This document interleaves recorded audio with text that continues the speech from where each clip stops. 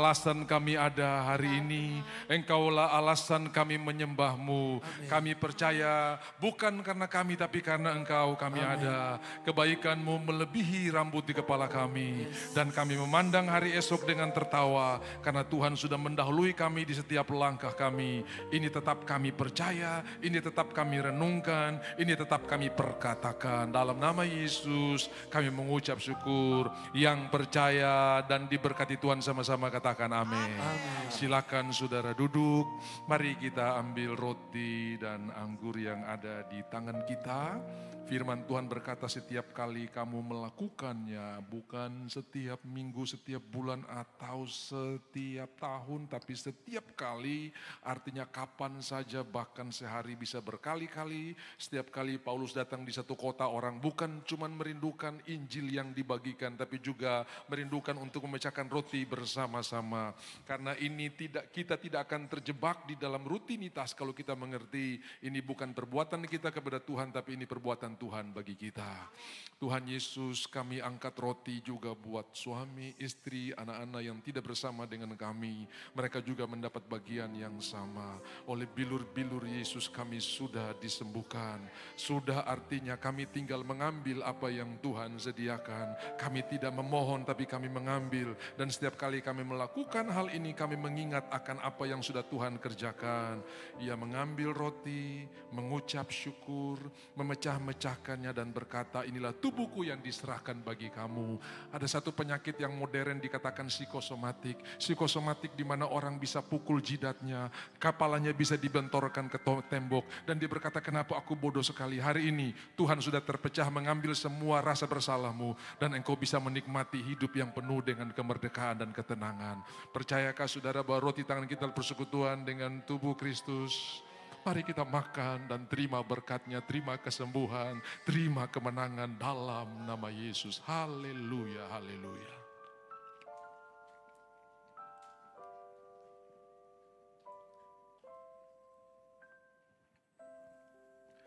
Terima kasih Tuhan, di mana darah-Mu tercurah, terorak, ada belas kasihan, ada pengampunan.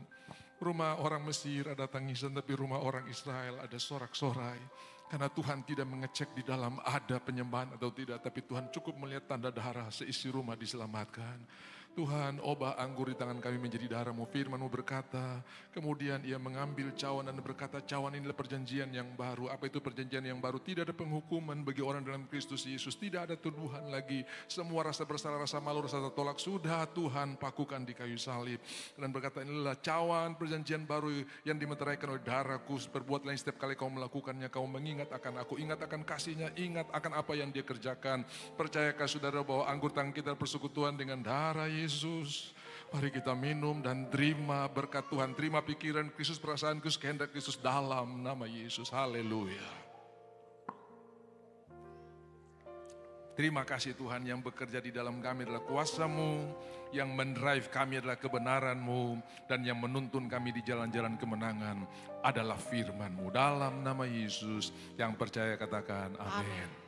Terima kasih Tuhan memberkati. Shalom, selamat bulan terakhir. Saudara-saudara, minggu depan kita sudah ada di bulan yang ke-10. Bulan Oktober kita akan ibadah di tanggal 5. Nah, saya pernah bersaksi saudara, bagaimana dokter pernah memvonis bahwa ada penyakit di tubuh saya yang tidak bisa disembuhkan karena ini penyakit turunan. Ya, dan menurut medis kalau itu ditularkan lewat darah itu tidak mudah atau tidak mungkin disembuhkan. Nah, saudara-saudara, itu bukan panu ya, seperti kurap atau panu tingkat tinggi, dan seluruh pulau di muka bumi itu ada di punggung saya, di belakang saya, saudara-saudara ya. Jadi kalau ada acara mandi-mandi atau acara retreat, saya paling tidak percaya diri untuk bisa langsung nyebur ke laut sambil buka kaos, saudara-saudara ya. Sementara yang lain bisa langsung nyebur, saya harus dengan full dress, pakaian full, saudara-saudara ya. Kenapa? Kalau buka tubuh ke kaos saya, maka seluruh tubuh saya itu penuh dengan bercak. Dan sudah diperiksa di dokter bilang ini penyakit turunan. Kenapa? Karena itu turun dari ayah saya. Memang saya periksa, oh ya persis sama. Dan itu tidak hilang-hilang. Lalu oma atau nenek saya datang dari kampung, dia bilang nenek punya resep, punya obat. Saudara tahu di halaman kami ada apa tuh? Laos, lengkuas ya. Sudah tahu lengkuas tuh kalau taruh di RW enak, saudara ya. Nah kalau saudara buka potong penampangnya itu sama seperti kertas pasir nomor 100, kasar sekali. Lalu dia bilang, buka baju, saya buka baju tiarap, tengkurap saudara, lalu dia mulai scarf saya punya belakang. Saudara dia punya pedis, aduh lengkuas kalau taruh di RW enak, tapi kalau cukur di belakang sudah di pedis aja, hancur, bayi bilur-bilur. Ini bukan kerok saudara ya, ini dicukur sampai saya 3 hari tidak bisa mandi saudara-saudara ya. Lalu begitu hari ketiga selesai, dia bilang begini, sudah sembuh. Seminggu kemudian muncul lagi saudara-saudara ya. Ternyata lengkuas bukan obat yang mujarab. Hati yang gembira adalah obat yang paling manjur. Setuju katakan amin. Sampai satu ketika saya ketemu firman Tuhan. Bahwa darah Yesus itu darah yang tidak bercacat. Darah yang kudus. Yang sanggup menyucikan. Merah seperti kermisi. Jadi putih apalagi cuman ini. Bapak punya darah yang masuk, pasti tidak akan bertahan dengan darah Yesus. Saudara, lalu setiap hari saya mulai perkatakan, setiap hari habis perjalanan, Nobel kamu sudah sembuh, Nobel kamu sudah sembuh. Semua pulau yang ada di belakangku, di kulitku, saya angkat dan buang biur ke laut. Jadi kalau mau menyelam di laut Besji, hati-hati, semua pulau sudah saya buang di sana, saudara-saudara ya. Sudah apa yang terjadi, beberapa waktu kemudian saya kaget, semua orang di rumah juga kaget. Kenapa? Barang itu sudah pergi selama-lamanya. Saya percaya berkat yang sama juga bisa menjadi bagian saudara. Kalau ada yang berkata, Pak ini turunan Pak, ini tidak bisa Pak, ini memang turunan kami, ini memang garis turunan ini. Nah, satu ketika ada seorang hamba Tuhan pada usia yang ke-68, dia seorang pengkhotbah, dia mulai lupa-lupa ayat saudara ya. Dia mulai lupa-lupa ayat lalu dia mulai track ya, dia mulai cari garis keturunan benar. Mereka punya keluarga turunan Alzheimer, saudara-saudara ya. Papanya itu umur 69 sudah dibawa karena sudah tidak kenal orang. Opanya masih lumayan sampai 70, saudara-saudara ya. Lalu dia berkata, ini memang kami punya turunan. Saya jadi tidak masih wajar saya 68 masih bisa. Walaupun sudah lupa sedikit, taruh kunci di dapur, cari di ruang tamu, saudara-saudara ya. Kemudian satu waktu dia mengucapkan doa Bapa kami. Bapa kami yang di dalam surga. Sampai di kalimat Heavenly Father atau Our Father in Heaven. Begitu sampai di situ Tuhan menghentikan doanya lalu bertanya. Kamu mau tarik keturunan dari Bapa di bumi atau Bapa di surga? Kalau Bapa di bumi ada Alzheimer-nya, Bapa di surga nggak ada Alzheimer-nya. Kamu mau tarik yang mana? Sejak hari itu dia mulai mengucapkan, aku punya Bapa di sorga yang tidak punya Alzheimer. Aku punya Bapa di sorga yang tidak punya pikun. Saudara-saudara, lalu di dalam 1 Yohanes 4 ayat 17, sama seperti Kristus, demikian juga kita di muka bumi ini. Seperti Kristus yang tidak Alzheimer, demikian juga aku di muka bumi ini. Saudara tahu hari ini dia seorang pengkhotbah seperti konkordans atau Alkitab berjalan.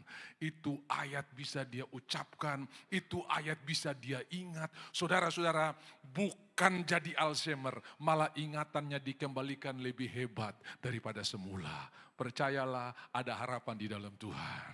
Saya bilang amin. Nah, ini intronya dulu. Nah, mari kita lihat firman Tuhan. Saya ajak saudara untuk kita akan membahas bersama-sama apa yang ditulis di dalam Markus pasal 4. 3 Injil menulis kisah ini, Injil sinoptik namanya, Matius, Markus, dan Lukas. Tapi saya akan mengambil di Injil Markus saja, yaitu Markus pasal 4, ayat 35 mulai, di atasnya itu ada judul yang kita ucapkan sama-sama, angin ribut diredakan. 1, 2, 3. Angin ribut diredakan. Ya, saudara lihat di handphone, di Alkitab saudara, ada judul itu. Ya, sekali lagi kita ucapkan gampang sekali, 2, 3.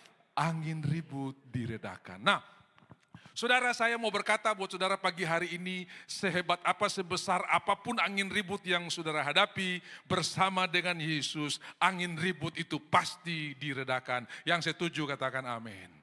Di dalam Alkitab begitu banyak contoh, ada banyak angin ribut, ada banyak peristiwa hebat. Dan ketika Tuhan terlibat di dalamnya, yang namanya angin ribut diredakan. Tapi kalau tidak ada Tuhan, tidak libatkan Tuhan, maka judul ini berbunyi, angin reda diributkan, saudara-saudara ya. Dan itulah yang sering terjadi. Saya pernah mendengar ada suami dan istri bertengkar, begitu datang konseling di pendeta, ternyata cuma masalah obat gigi atau odol gigi. Yang istri mau rapi pencet dari bawah, yang suami pokoknya yang penting keluar, mau di atas kah di bawah, bertengkar. Jadi ternyata pokok persoalan mereka ketika minta konseling di pendeta itulah obat gigi. Sebetulnya ini angin reda diributkan saudara-saudara ya.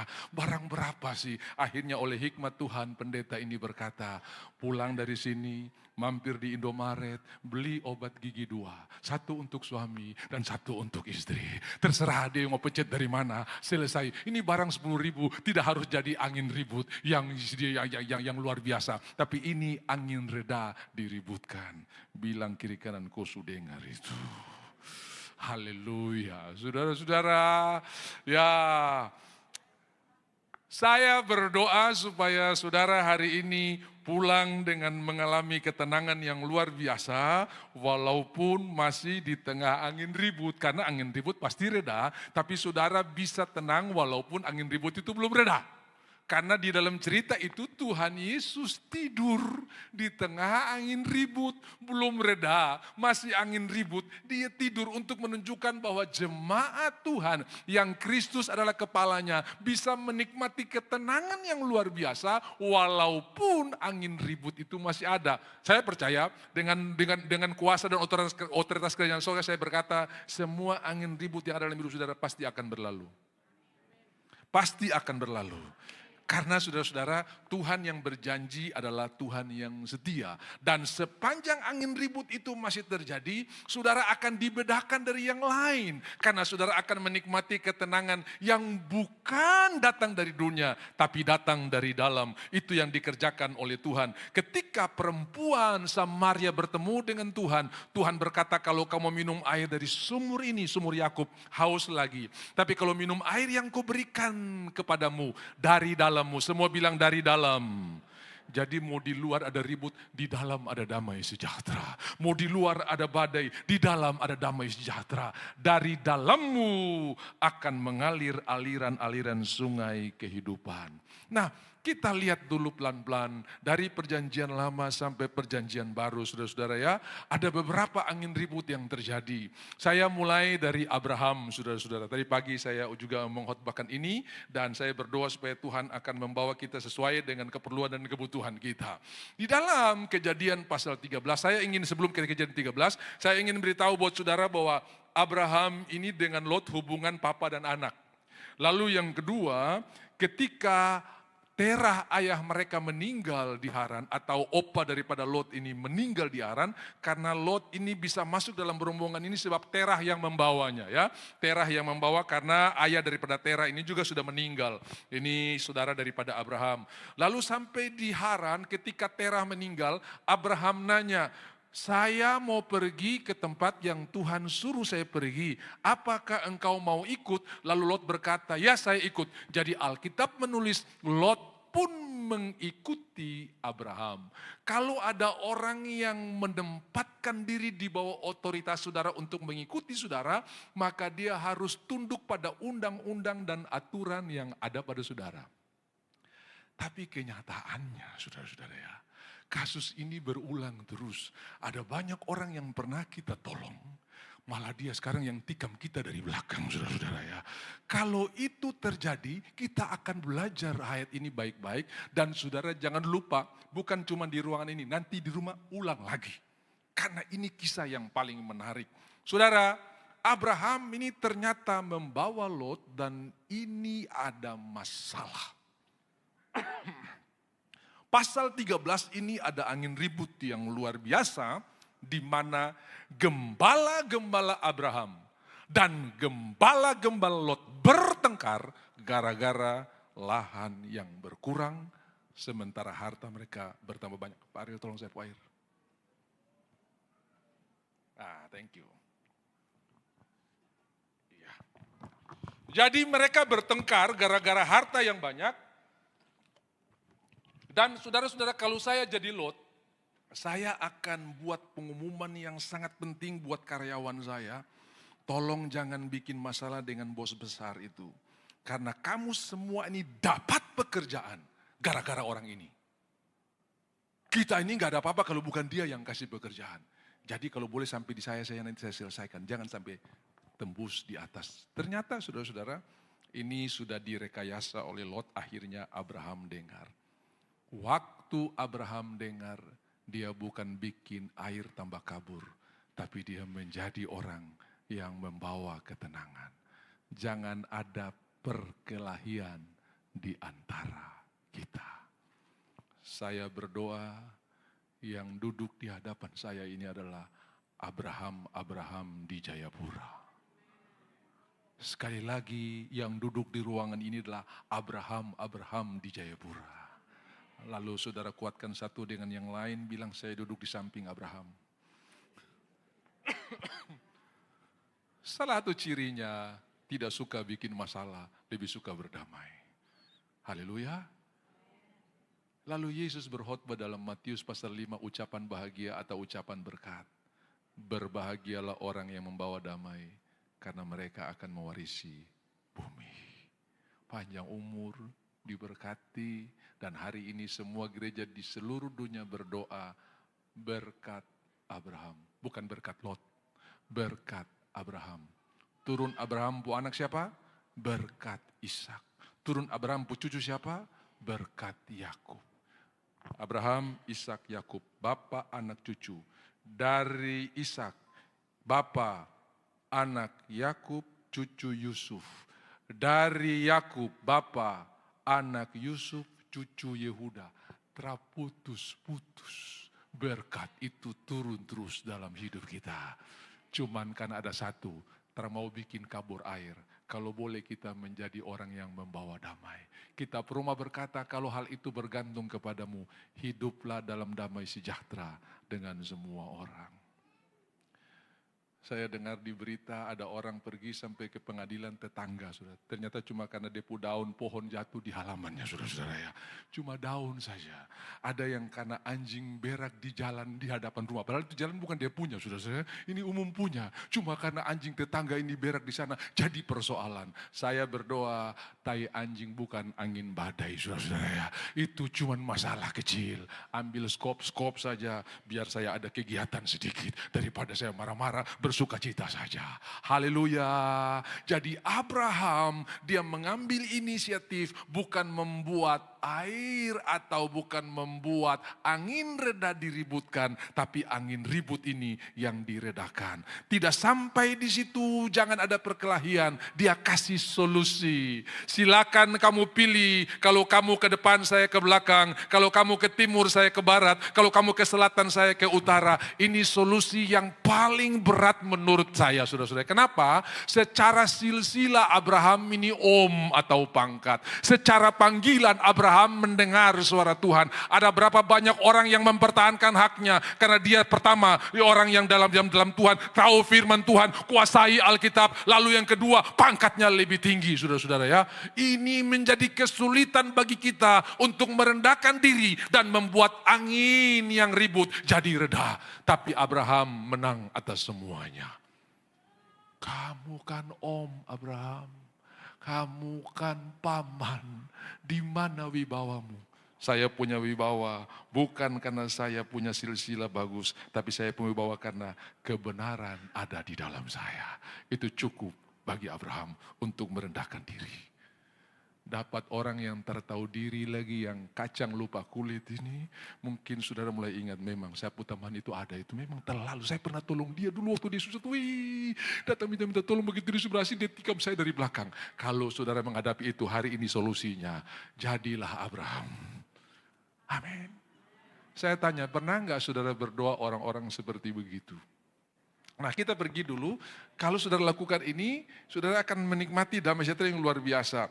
Di dalam Filipi pasal 4 ayat yang keempat, ini solusi, nanti saya akan pergi juga ke sana. Bersukacitalah senantiasa dalam Tuhan. Sekali lagi katakan bersukacita. Lalu ayat 5, janganlah kamu khawatir tentang apapun juga, tapi hendaklah kebaikan hatimu diketahui semua orang, Tuhan sudah dekat. Lalu ayat 6, janganlah kamu khawatir tentang apapun juga, tapi nyatakanlah dalam segala hal keinginan kepada Allah dalam doa. Semua bilang doa dan permohonan. Jadi ada doa, ada tidak semua doa adalah permohonan. Doa itu bisa ucapan syukur. syukur. Doa itu bisa doksologi, meninggikan, memuliakan Tuhan. Doa itu bisa pengakuan iman, Tuhan engkau yang luar biasa. Dan doa itu juga bisa curhatan hati.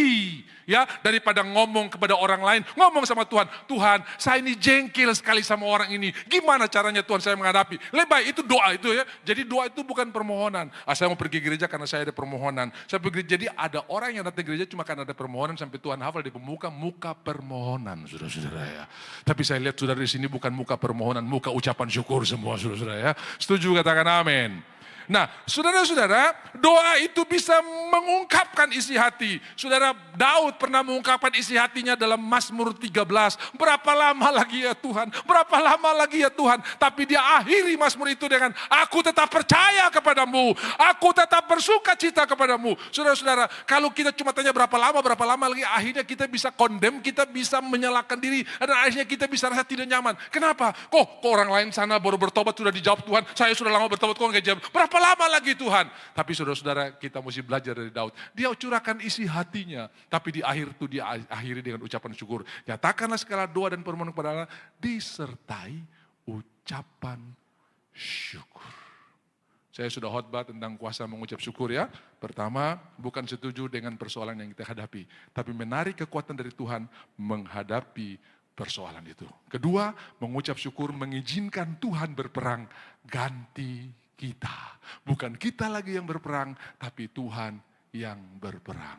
Yang ketiga, mengucap syukur itu menyatakan Tuhan besar atas semua persoalan saya. Tuhan lebih besar atas semua masalah saya. Jadi itu ada kuasa dalam mengucap syukur. Nah, saudara-saudara yang dikasihi oleh Tuhan, waktu Paulus mengajarkan hal ini, ternyata di jemaat Filipi juga ada angin ribut. Ya, jadi dalam Kristus ada nasihat, ada persekutuan kasih dalam ayat 2. Eudia ku nasihati, Sintike ku nasihati. Ini mungkin Eudia dan Sintike ini saudara mabuk kedapa karena mungkin 101, 102 saudara-saudara ya. Barang sulewat jadi saudara-saudara. Tapi ternyata barang sulewat ini dia punya riak-riak masih panjang saudara-saudara ya. Masih hajat. Lalu Paulus berkata, Eudia ku nasihati, Sintike ku nasihati. Jadilah Paulus hari ini yang membuat Eudia dan Sintike bisa kumpul kembali. Jadi kalau Eudia lihat Sintike duluan di Aston dia pulang, saya malas. Kalau ada dia saya tak mau baku dapet yang dia. Begitu juga kalau Sintike datang lebih dulu, Eudia pulang asam malas. Saya lihat dia apalagi dia asyir lagi, saya tak mau. Lalu Paulus datang dan menasehati mereka. Eudia ku nasihati, Sintike ku nasihati supaya sehati di dalam sulit ya, susah ya. Susah, kamu tidak lihat, dengar-dengar di sini. Filipi pasalnya yang 4 tadi ya, ayat 2. Saya sudah khotbah, sudah ini. Eudia aku nasihati dan Sintike aku nasihati supaya sehati, sepikir dalam Tuhan. Saudara-saudara, saya tanya, Tuhan kasih sedikit-sedikit clue saja. Kira-kira Paulus nasihat sehati, sepikir dalam Tuhan itu gimana caranya? Ya, saudara, saya berdoa saudara akan jadi Paulus yang membuat angin ribut diredakan. Amin.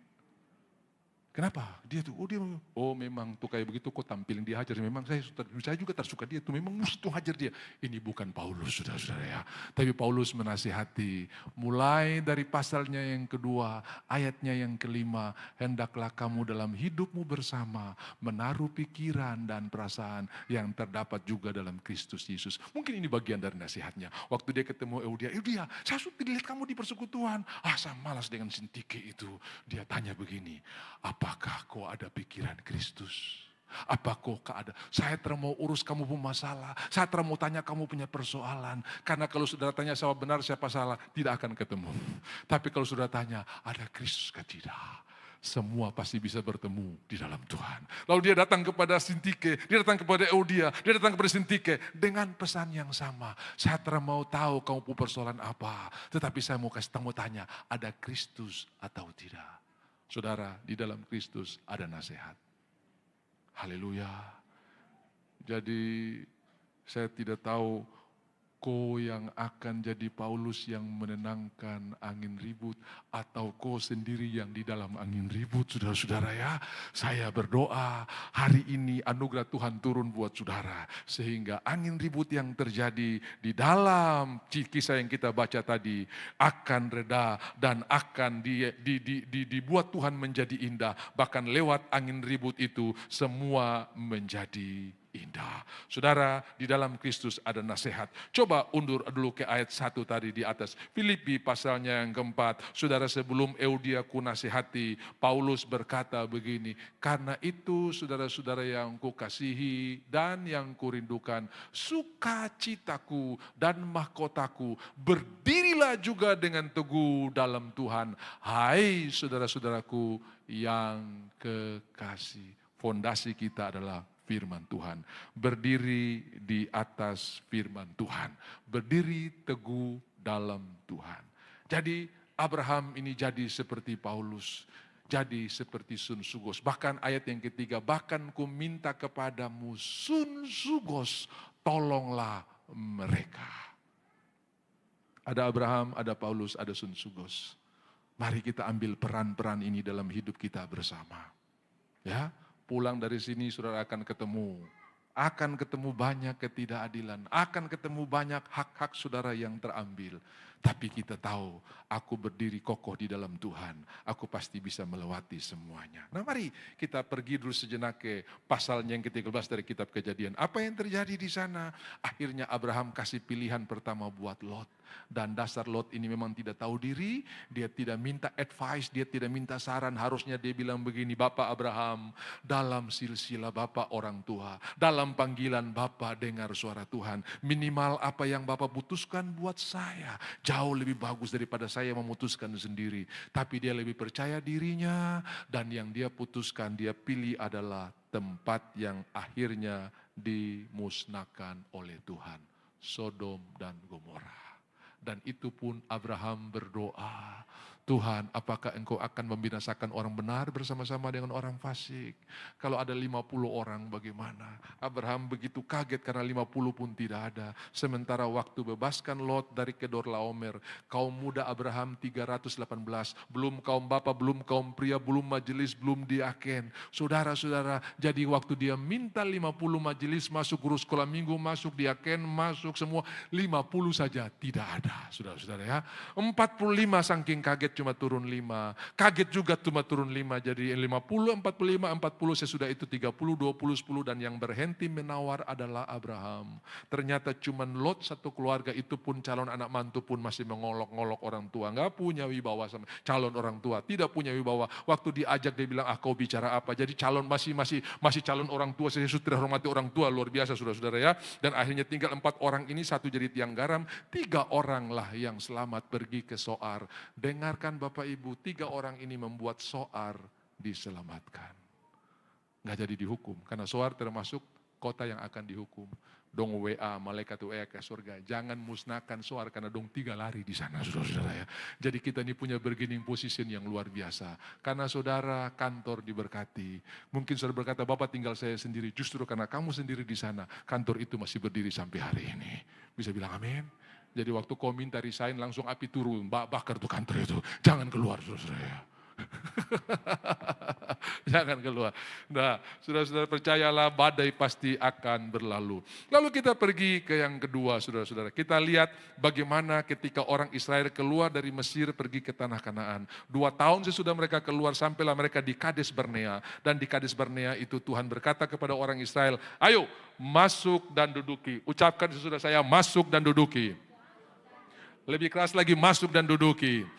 Apa artinya kita tinggal masuk dan duduki, bukan masuk dan berperang, karena Tuhan sudah berperang dan kita tinggal menduduki. Amin. Bulan Oktober tinggal berapa hari lagi, kita akan masuk dan duduki, bukan masuk dan berperang. Masuk ya, tahun 2026 tinggal beberapa hari lagi. Kita bukan masuk dan berperang, tapi masuk dan duduki. Enter and possess. Itu nama tema tahun kita beberapa tahun yang lalu. Saudara-saudara, masuk dan duduki artinya tinggal masuk dan duduki. Jadi saudara-saudara, 12 orang yang pergi mengintai ini bukan keputusan Tuhan. Ini permintaan mereka. Musa menuturkan ulang kisah ini dalam Ulangan pasal yang pertama. Lalu kamu mendekat kepadaku dan berkata, bagaimana kalau kami pergi mengintai dulu. Padahal Tuhan sudah bilang masuk dan duduki. Dong minta bagaimana tong mengintai dulu. Oke. Hal itu kupandang baik. Lalu Bilangan 13 menulis Tuhan menyuruh mereka memilih pemimpin-pemimpin dari setiap suku. Artinya ini keputusan mereka. Tapi Tuhan menjadikan itu adalah tanggung jawabnya Dia. Hebatnya Tuhan kita itu. Saudara baca Mazmur 23, 1, 2, 3, iya. Ayat 4, aku, bukan iya lagi. Tapi tetap Tuhan mengambil tanggung jawab itu. Kalau ada anak saudara yang tidak dengar-dengaran kepada saudara, jangan main di situ karena banyak pecahan beling. Dan waktu dia melawan perintah itu kakinya luka. Sebagai orang tua, kita akan jalankan tanggung jawab untuk menolong anak ini. Itu Bapa di bumi, apalagi Bapa di sorga, saudara ya. Tapi jangan dengar kabar ini terus, tapi itu saya mau belok kiri, belok kanan, ikut saya mau, saudara. Tidak, itu saudara tidak mengenal anugerah Tuhan. Kalau saudara mengenal anugerah Tuhan, saudara akan menghargai Tuhan. Begitu saudara mengenal kasihnya, saudara akan menghargai tuntunannya. Bisa bilang amin? Nah ini orang-orang ini tidak kenal anugerah Tuhan jadi. Nah, kalau kamu mendekat dan akhirnya Tuhan bilang pilih. 12 orang dipilih, kemudian mereka pergi mengintai. Begitu pulang mengintai, ternyata ada badai. Dong bilang di sana raksasa, tapi bersyukur ada Kaleb yang menenteramkan hati bangsa itu. Bilangan 13 ayat 30, tetapi Kaleb menenteramkan hati bangsa itu. Shalom Kaleb-Kaleb di Jayapura. Amin. Kau menenteramkan atau tambah bakar? Saya di belakang kotong pakai dia. Kalau boleh dia dieliminasi dari muka bumi ini, saudara ya. Nah Bapak Ibu, kita jadi Kaleb. Menenteramkan hati. Sampai-sampai ada orang berkata begini, aduh dia kalau datang sapu hati sejuk sekali. Aduh saya kalau lihat dia, belum ngomong baru lihat dia, hati sejuk. Saya tahu ini Kaleb yang Tuhan tempatkan di Jayapura. Bilang kiri kanan, kok Kaleb tuh? Masih kurang yakin. Saudara. Ucapkan dulu, nanti terjadi. Ucapkan dulu. Karena firman Tuhan berkata dalam Mazmur 34 ayatnya yang ke-9, kecaplah dan lihatlah betapa baiknya Tuhan itu. Semua bilang kecap dan lihat. Kalau saudara diundang makan, apa yang saudara lakukan? Lihat dulu, baru kecap. Lihat dulu ya. Tapi di dalam Tuhan, kecap dulu, baru lihat. Makan dulu kebenaran, baru lihat kemenangan. Makan dulu firman Tuhan, baru lihat mujizat terjadi. Makan dulu kebenaran, baru lihat pertolongan Tuhan terjadi. Makan saja, bisa bilang amin. Kecaplah dan lihatlah. Jadi makan dulu, baru lihat. Haleluya. Jadi ucapkan saja. Anak masih kepelangin, ucapkan, Kaleb yang diberkati Tuhan. Begitu saudara-saudara ya. Jangan bilang anak nakal, papa penginjil, mama majelis, baru kok kurang ngajar kayak begini. Itu bukan firman Tuhan saudara-saudara ya. Ucapkan berkat. Amin. Ini saya ulang lagi buat saudara, kenapa besar sekali kuasa dalam perkataan kita. Sudah tahu kalau ada anak-anak yang tertekan di rumah ya, tekan di rumah. Saudara lihat, begitu tamu datang itu hari kemerdekaan buat dia. Saudara. Kesempatan ini, Papa termungkin marah, dia mulai lompat sana, lompat sini. Papa kok dia tambah gas, saudara, tambah gas. Lalu karena dia tambah gas terus akhirnya Papa dan Mama teratahan, langsung dong curhat. Memang anak ini kurang ngajar, Pak. Itu anak waktu dengar sama seperti mendapatkan peneguhan, saudara-saudara ya. Oh haleluya, inilah saya. Besar dia akan jadi kepala geng, saudara ya. Tetangga punya mangga lagi berbuah, malam tong pergi hajar. Kenapa begitu? Tiap hari Papa bilang anak kurang ngajar. Tong hajar saja. Akan sangat berbeda kalau saudara bilang begini, anak Papa, anak yang manis. Masih lompat sana, lompat sini. Anak Papa, anak yang dengar-dengar. Jangan bilang begini, dong pulangku Papa hajar kok radar. Karena saudara-saudara, Pengakuan bagi Tuhan itu penyelesaian, begitu juga pengakuan bagi saudara harus penyelesaian. Ada orang tua yang uangnya hilang, 3 anak dikumpul, tangan kanan pegang rotan, mulut bilang begini, mengaku sudah. Papa terpukul asal kau mengaku, don 3 baku sikut. Akhirnya 2 mundur, 1 angkat tangan. Begitu diangkat tangan, bangka-bangka saudara-saudara. Mulai hari itu dia akan menganggap pengakuan adalah hukuman. Dan walaupun sudah ketangkap basah di kantor, dia tetap akan menghindar. Karena dia tahu pengakuan adalah hukuman. Tapi begitu dia diterima, pengakuan itu berharga buat papa dan kamu. Dia akan menganggap pengakuan itu harta. Begitu ada cewek main mata, cowok main mata, dia akan bilang, papa ini bagaimana nih? Tenang, sama-sama anak Tuhan ke tidak? Beda jenis kelamin ke tidak? Gitu kira-kira saudara-saudara ya. Tapi saudara-saudara, kebanyakan anak gadis kita yang tidak turun haid, yang tahu temannya bukan orang tuanya. Karena teman jalan keluar, orang tua pica-pica saudara-saudara ya. Jadi mari kita jadi orang tua yang melihat pengakuan adalah harta yang paling berharga. Saya bilang amin. Begitu juga kalau istri sudah salah beli, terus dia mengaku, peluk dia, mama, saya sayang kau. Kenapa? Karena pengakuan itu penting. Kalau tidak, dia akan bilang, anak kau lewat pintu depan bawa kangkung dengan tauge, mama lewat pintu belakang jam bilang, papa kalau mama ada beli baju. Anak ini bilang begini, inilah kuliah untuk masa depan saya. Dan dia akan lulus cum laude untuk dia lakukan buat pasangannya di kemudian hari. Kenapa? Mamanya sudah jadi dosen yang luar biasa buat dia. Haleluya. Jangan jadi dosen yang salah. Bilang kiri kanan kau sudah dengar itu. Jadi ini angin ribut pasti akan diredakan kalau kita punya kebenaran firman Tuhan. Ini anak bilang dia ini. Nah, saudara, ada anak yang dia menemukan perhatian pada waktu dia berbuat salah. Jadi waktu dia bersalah itu dia dibicarakan, sementara waktu dia berbuat baik gak pernah disebutkan namanya, saudara-saudara ya. Kalau ada piring jatuh, Denny Punama yang minta maaf, yang nama Denny ini cuma contoh saja. Denny! Kalau ada adik menangis, Denny! Kalau ada piring terbanting, Denny! Begitu Denny kerja di kantor, bos panggil, Denny! Denny mulai pikir, salah apa saya ini? Karena di rumah cuma salah saja dia disebutkan, saudara-saudara ya. Cuma masalah saja namanya dipanggil. Begitu di kantor namanya dipanggil, Denny! Bawa bos panggil. Dia mulai hitung, 5 menit dia mulai hitung. Kemarin sih dia terlambat, minggu lalu saya terpernah korupsi. Lalu dia mulai hitung, masuk muka pucat sama bos. Bos panggil saya, iya saya mau kasih bonus. Oh, karena namanya identik dengan kesalahan. Jadi jangan cuma panggil Kopuana waktu dia salah. Waktu dia tolong, waktu dia terima kasih kau bangun pagi, anak manis gitu kan. Saya tanya saudara, lebih dulu saudara memuji anak atau anak memuji saudara? Kita memuji anak. Ya toh? Waktu dia mulai jalan, nih jago. Dia suka kasih ijazah? Belum. Dia suka kasih S1? Belum. Tapi kita puji dulu begitu dia makan, wih mantap. Jadi saudara tahu, lebih dulu kita memuji Tuhan atau Tuhan memuji kita?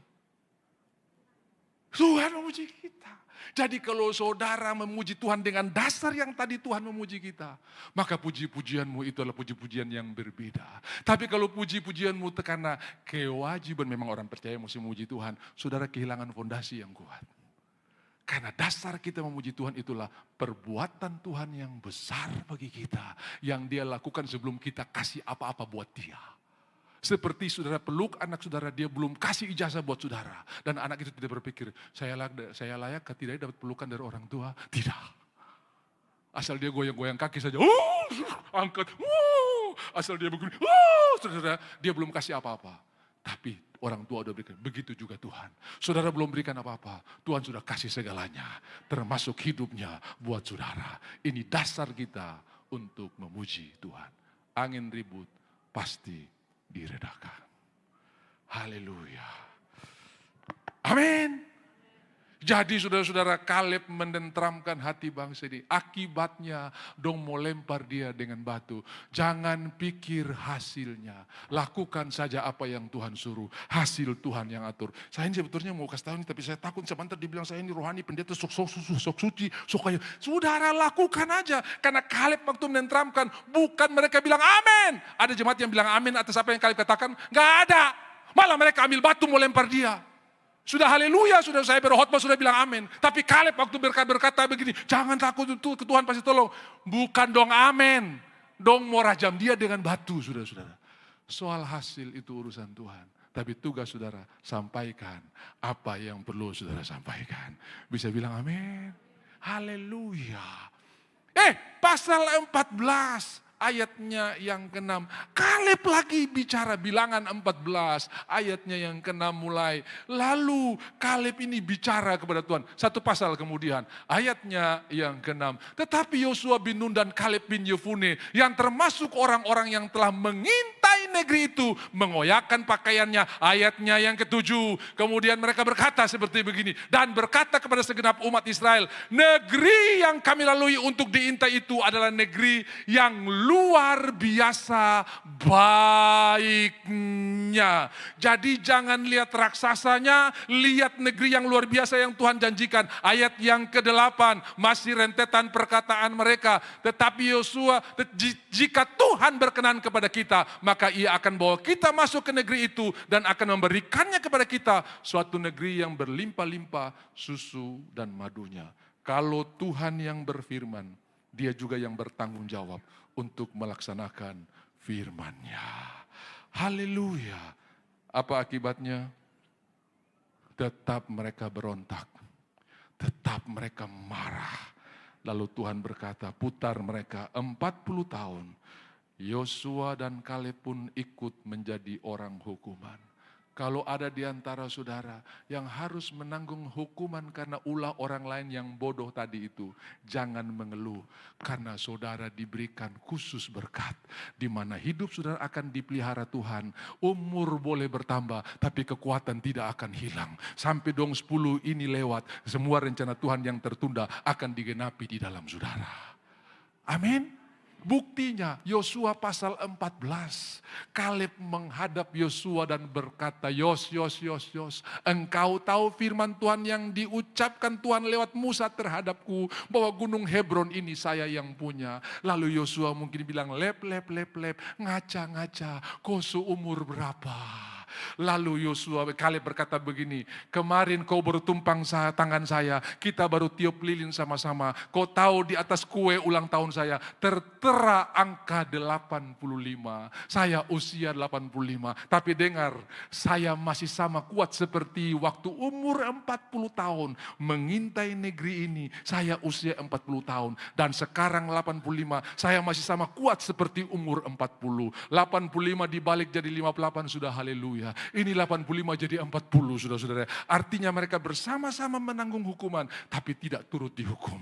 Jadi Bapak Ibu, ada banyak hal-hal kekacauan yang saudara harus terima. Karena ulah orang-orang tadi ini, ulah orang-orang ini. Saya tersangka dia bikin saya karir jadi tak kandas ini. Tidak, saudara punya karir tidak tak kandas. Saya tersangka dia bikin kotong jadi semua terhambat ini. Gara-gara perbuatan bodohnya, kita jadi semua harus kena getah, ya.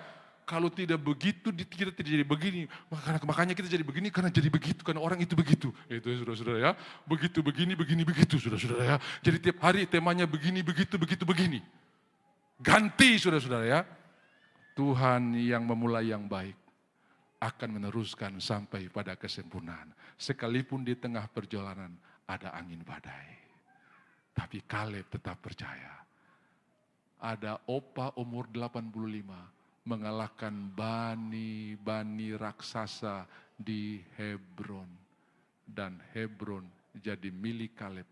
Hebron sekarang itu tempat di mana Abraham, patriarknya Israel, Abraham, Ishak, Yakub punya kuburan. Dan itu daerah yang semua orang mengaku itu bapak mereka juga. Jadi Hamas juga ada di sana. Orang-orang semua mengaku. Jadi agak sulit kalau sekarang ini saudara mau pergi tur ke Hebron. Perlu pengamanan yang cukup ketat. Karena semua mereka mengaku Abraham itu bapak mereka. Jadi di Hebron itu yang Kaleb sudah rebut itu, sekarang ini jadi tempat yang dijaga begitu ketat karena di sana ada kuburan para patriark ini. Nah, saya mau kasih kabar baik buat saudara. Jangan mengeluh kalau saudara harus menanggung sesuatu yang tidak seharusnya saudara tanggung. Itu disebut kasih karunia. Saya tidak siap, Pak. Kau tidak siap atau siap, kau sudah ada di dalamnya. Kau tidak siap, kau sudah sementara mengalaminya. Tapi mari kita tetap percaya. Kaleb dan Yosua masuk sampai ke tanah Kanaan. Dan Kaleb dan Yosua menyaksikan bagaimana perbuatan Tuhan yang luar biasa. Sementara 10 yang lain namanya sudah tidak pernah disebutkan lagi. Mereka sudah mati di padang gurun. Tersisa Kaleb dan Yosua di generasi ini yang tembus sampai ke tanah perjanjian. Saya berdoa dalam nama Yesus, semua rencana Tuhan akan tergenapi di dalam saudara sebelum saudara mengakhiri hidup di muka bumi ini. Jadi jangan titik dulu, koma saudara-saudara ya, karena masih ada rencana Tuhan yang luar biasa. Kalau boleh Tuhan angkat sudah, lalu kita mulai nyanyi, saya ingin bertemu dengan Yesus. Di bawahnya, saya capek berjalan. Hari ini kekuatan kita ada di dalam Tuhan. Kita pasti akan melihat janji Tuhan yang luar biasa. Badai akan berlalu dan kita akan melihat kemenangan kemuliaan Tuhan yang luar biasa terjadi dalam hidup kita. Yang setuju katakan amin. Saudara, sesudah kita lihat Abraham, sesudah kita lihat Kaleb dan Yosua dan Kaleb. Saudara-saudara, kita juga sudah lihat bagaimana Paulus dan Sun Sugos. Mari kita belajar ada Yesus yang mengatasi segalanya. Dia ada di tengah-tengah kita. Kabar baiknya, Tuhan bukan di luar perahu saudara, tapi Dia ada di dalam perahu saudara. Jadi kalau perahu itu ditimpuk badai, Tuhan juga ada di dalamnya. Tuhan juga merasakannya. Tuhan bukan di luar persoalan, Dia ada di dalam persoalan saudara. Waktu hari sudah petang, saya sudah mau selesai. Yesus berkata kepada murid-murid, mari kita bertolak ke seberang. Ayat yang ke-35, inilah waktunya kita lepaskan tali-tali ketakutan di dermaga yang selama ini kita lepaskan tali-tali kecemasan yang kita ikat selama ini di dermaga yang salah. Lalu kita berlayar bersama dengan Tuhan, pergi ke pelabuhan yang Tuhan tunjukkan. Pelabuhan pengharapan, pelabuhan damai sejahtera, pelabuhan percaya. Ikat dan tambatkan talimu di sana dengan iman, dengan keyakinan, dengan percaya. Tambatkan di sana, lepaskan tali-tali kecemasan, lalu kita pergi bersama-sama dengan Tuhan. Saudara, damai sejahtera bukan diupayakan, tapi diterima. Aku memberikan kepadamu damai sejahtera, bukan diupayakan, tapi diterima. Yang percaya katakan amin. Jadi berhenti memohon apa yang sudah Tuhan sediakan. Tinggal ambil dengan iman. Aku terima damai sejahtera. Makanya lagu berkata, kami terima kuasa-Mu Tuhan.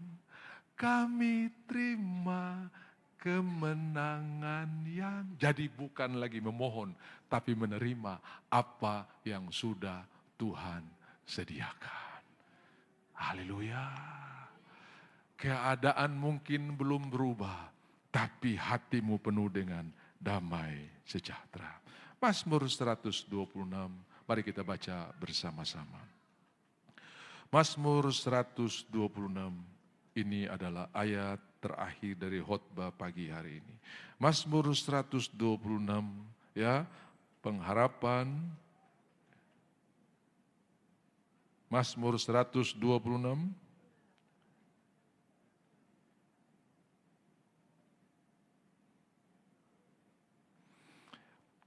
Pengharapan di tengah-tengah penderitaan. Jadi masih di tengah-tengah penderitaan itu pengharapan sudah ada, bukan nanti penderitaan lewat baru ada pengharapan. Tidak, ya. Saya ajak kita membaca bersama-sama karena cuma ada 6 ayat. 1, 2, 3. Nyanyian ziarah ketika Tuhan memulihkan keadaan Sion. keadaan kita seperti orang-orang yang bermimpi. Pada waktu itu mulut kita penuh dengan tertawa dan lidah kita dengan sorak-sorai. Pada waktu itu berkatalah orang di antara bangsa-bangsa, Tuhan telah melakukan perkara besar kepada orang-orang ini. Tuhan telah melakukan perkara besar kepada kita, maka kita bersukacita. Pulihkanlah keadaan kami ya Tuhan, seperti memulihkan batang air kering di tanah Negeb.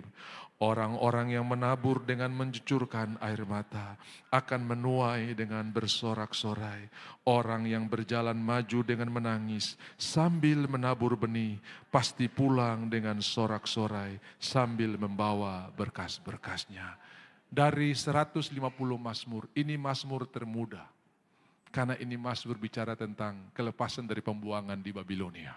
Ya, mazmur paling tua itu mazmur 90, karena itu Musa yang tulis. Ini mazmur yang paling muda, karena ini bicara pembebasan. Saudara, mereka mengupayakan kesejahteraan kota di mana mereka buang. Dan mereka menuai di tempat yang baru, di mana mereka dipulihkan Tuhan. Jadi menabur dengan air mata, menuai dengan sorak-sorai. Ini saya yang bikin, ini bukan saya pengurusan ini orang lain pengurusan ini. Saudara mungkin melakukan itu berat karena ini bukan, tapi Alkitab berkata, upayakanlah kesejahteraan kotamu di mana kamu dibuang. Karena kesejahteraan itulah kesejahteraanmu juga. Kapan kita terima kesejahteraan? Mereka menuai dengan sorak-sorai ketika mereka pulang. Saya percaya Tuhan sudah siapkan tempat menuai. Di mana hari ini engkau menabur dengan air mata, engkau akan menuai dengan sorak-sorai.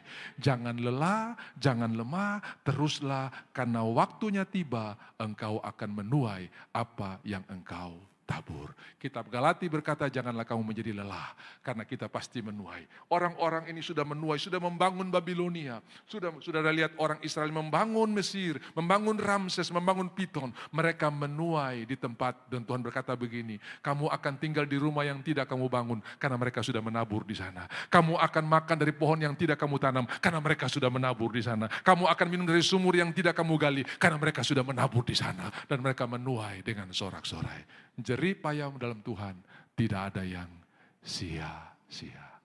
Angin badai menjadi teduh. Mulai dari hati kita. Tundukkan kepala, kita berdoa.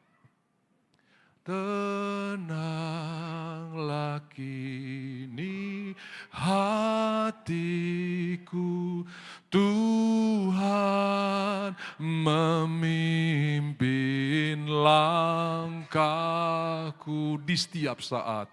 Di setiap saat dan kerja tetap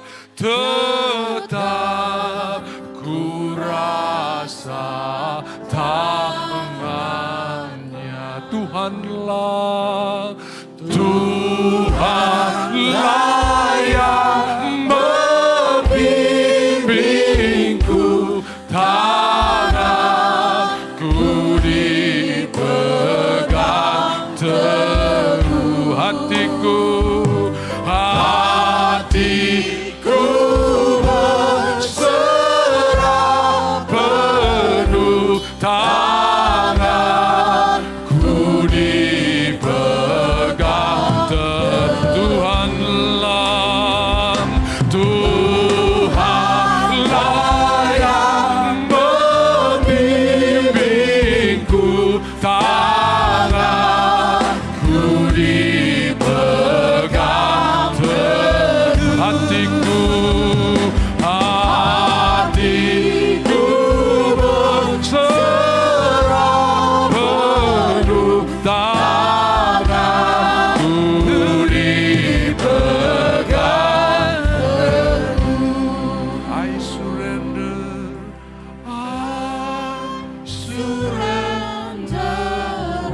I surrender all, I surrender all to thee, my blessed Savior.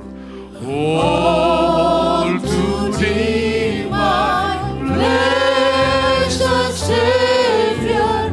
I surrender all, I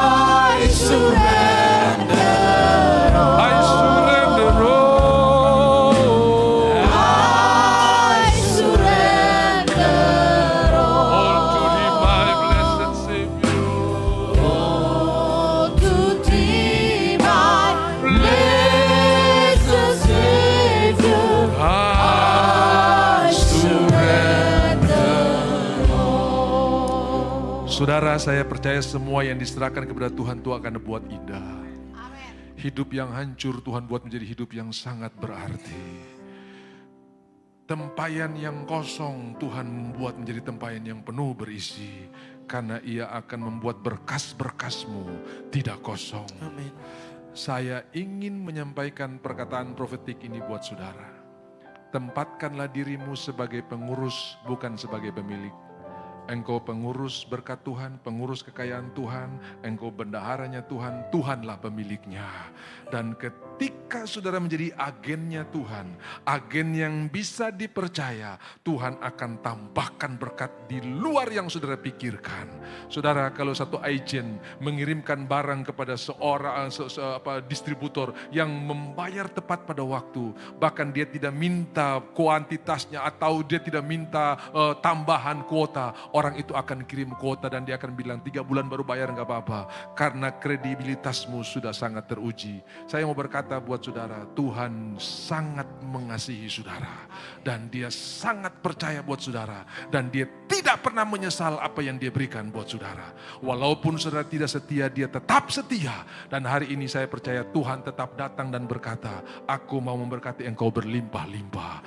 Aku mau perluas daerahmu. Aku mau menyertai kemanapun engkau pergi. Dan aku akan meluputkan engkau dari setiap mara bahaya. Tuhan yang menjawab doa Yabes. Tuhan yang sama juga sementara memberkati kita semua. Mari kita bangkit berdiri bersama-sama. Dan berkata, Tuhan terima kasih. Karena hidupmu saja kau berikan. Apalagi permohonan kami. Pasti engkau akan menjawab. Tuhan tidak menahan promosi. Tuhan tidak menahan berkat. Tuhan tidak menahan kesembuhan. Dia akan memberikan bagi kita. Tangan kanan tinggi, tangan kiri di dada. Tuhan, ini tangan-tangan pemenang. Apa saja yang kami kerjakan Tuhan buat berhasil. Amen. Dan apa yang kami pegang di dada kami, ini yang kami renungkan. Firman Tuhan, bukan salah orang, bukan perbuatan orang, bukan orang dekat punya kelakuan yang buat kami jengkel. Tapi yang kami taruh adalah firman Tuhan. Karena pengharapan kami hanya di dalam Tuhan. Begitu kami menyampaikan kabar baik, semua orang membenci kami tetap percaya kepada Tuhan. Begitu Kaleb menyampaikan firman Tuhan, semua orang melempar dengan batu, dia tetap mengasihi orang-orang ini. Kami percaya seperti Kaleb yang dipelihara Tuhan, seperti juga Yosua yang dipelihara Tuhan. Tuhan seperti Abraham yang Tuhan berkati, kami juga adalah pewaris yang sama. Karena Yesus Kristus sudah menjadi jaminan bagi kami. Dalam nama Tuhan Yesus, yang sakit sudah sembuh, yang lemah sudah kuat, yang susah sudah terhibur.